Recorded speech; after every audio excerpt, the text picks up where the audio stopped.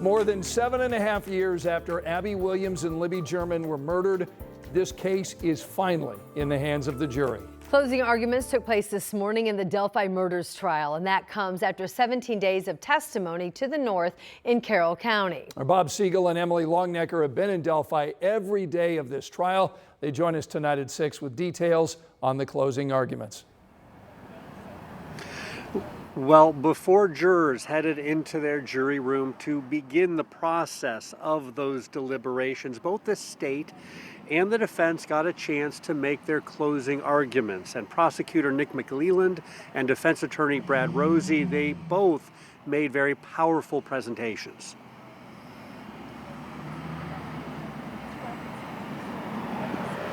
The prosecutor laid out the state's entire case in chronological order, from the time Abby and Libby left for the Monon High Bridge and Libby captured Bridge Guy on her cell phone, to finding the girls' bodies, testing the evidence, interviewing witnesses on the trail, searching Richard Allen's home, testing his gun, and listening in on his jailhouse confessions.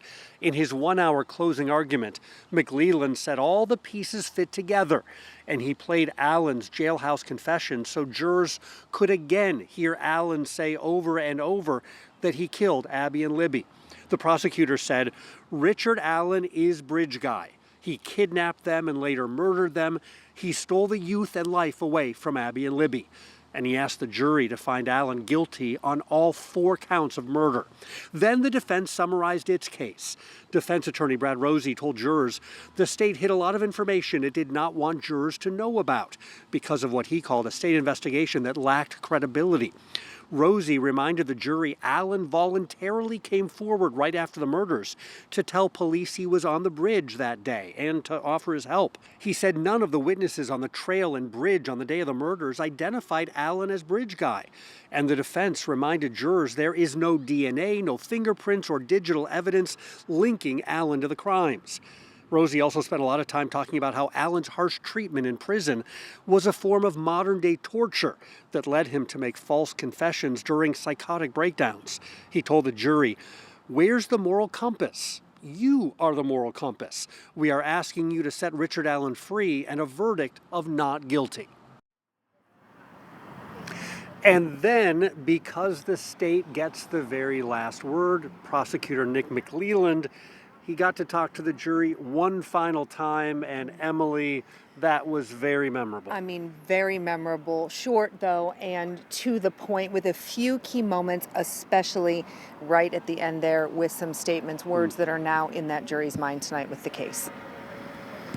Nicholas McLeland told the jury they were in the driver's seat, that they will decide how the law applies to the facts and testimony. He told the jury that the defense hadn't backed up their claims. McLeland reminded the jury of the state's witnesses who said they were on the trail and bridge at the same time Richard Allen said he was there. Witnesses, McLeland said, who can all identify Bridge Guy. McLeland told the jury because of the video Libby took on her phone that day, investigators know the girls were kidnapped at 2:13 p.m. and at 2:32 the phone stopped moving. McLeland called that hard data. He poked holes in the defense's question of why no one heard the girls screaming, reminding the jury Richard Allen used a gun to execute power over them.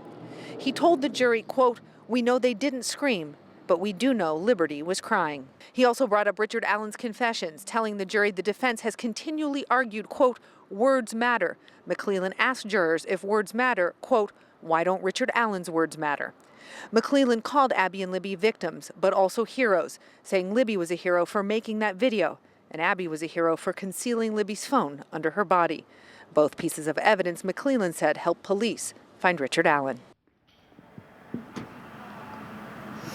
Really, the most powerful moment, Bob, came at the end when McLeland reminded that jury of something Libby once told her grandmother, Becky Patty. She told her, "Someday I'm going to grow up and help police solve crimes." And McLeland told the jury, and that's just what she did. And she brought Abby along to help her that day. So those were the final words that the jury heard. they now have the case. We know that they deliberated for 2 hours before going back to their hotel. Yes. They'll be back here at 9 a.m. tomorrow to start their deliberations again. And so we wait. And the families of Abby and Libby wait. The families of Richard Allen wait. And Richard Allen himself waits now. His fate in this jury's hands. We don't know when this verdict is going to come, but when it does, we'll bring it to you here. We'll send it back to you in the studio. All right, thanks so much. Emily Longnecker and Bob Siegel reporting live for us. Now we are taking a deeper dive later tonight in closing arguments in our Delphi debrief. Our legal expert, Katie Jackson-Lindsay, will be breaking down statements from the prosecution and defense. It'll be streaming on WTHR Plus tonight at 10. That app is a free download on Apple TV, Fire Stick, and Roku. And let's get back up to Carroll County, where Samantha Johnson has been covering the events outside of the courtroom today. Samantha? That's right, Scott and Anne Marie. We have seen dozens of people just watching and waiting outside the Carroll County Courthouse today. Most of them were here all day, and so many of the people we talked to today told us they had been following this case from the very beginning for more than 7.5 years now, and they wanted to witness what was happening here in Carroll County. One woman I talked to told me she is praying for peace for this community. Another person told me they are anxious to put this chapter of Delphi in the past. And several of the folks who have camped out outside the courthouse came from out of town. In fact, today we met Piper Hanan. She's from Noblesville. She says after hearing about this case for years now, she wanted to be a witness to all of it in its final days. Over time, we just all in the community became invested in seeing it through to the end. Now, of all the people we talked to and of all the signs we've seen here outside the courthouse, there's one that really stuck with me. Take a look at your screen, not taking either side, but rather reminding everyone involved in this case, the world is watching. We know that will certainly be the case over the next 24, 48 hours. Bob, Emily, and I will be here again tomorrow. And Scott and Anne-Marie, like we mentioned, the jury expected back here in the Carroll County Courthouse tomorrow morning at 9. All right, Samantha Johnson in Delphi for us tonight. Thanks so much. Skies are clear, temperatures are cool. We're in the 50s right now, 51 at Morris Reservoir, 56 Bunker Hill, 50 degrees in Tipton. Numbers will drop quickly this evening into the 40s over the next couple of hours, eventually into the 30s. Watch for some patchy fog to slow us down early tomorrow morning. And remember that jacket. Middle and upper 30s to start. Highs with sunshine tomorrow afternoon in the low 60s. Angela, thanks so much. Tonight at 6, police in Lebanon are now investigating after a 15-year-old was hit by a car. Our Marina Silva spoke with the 15-year-old about how he's now doing. It happened right here on Camp Street. Michael Kellogg was riding his bike when he says he was hit. But instead of calling for help, the suspects put Michael in their car and then drove him to his dad's house without ever identifying who they were. Kellogg has injuries down his right side and back, plus a laceration on his head and a concussion. He says most of it is a blur because of how hard he was hit.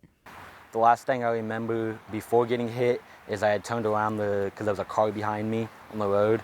I looked at it and then I turned back around. Michael's parents told me he's lucky to be alive, and they're pleading with anyone who knows something to come forward. Reporting in Lebanon, Marina Silva, 13 News. Marina, thank you. A man accused of rape and murder in 1993 here in Marion County is now coming back to the state of Indiana to face a judge here. Dana Shepard appeared by video from the Boone County Jail in Missouri. The judge told him the paperwork has been filed to transfer him to Indiana. He is charged with raping and stabbing 19-year-old Carmen Huss back in 1993. He was charged and arrested in August of this year after a DNA sample was matched to him. Now, at the time, he was found working as a janitor at the University of Missouri.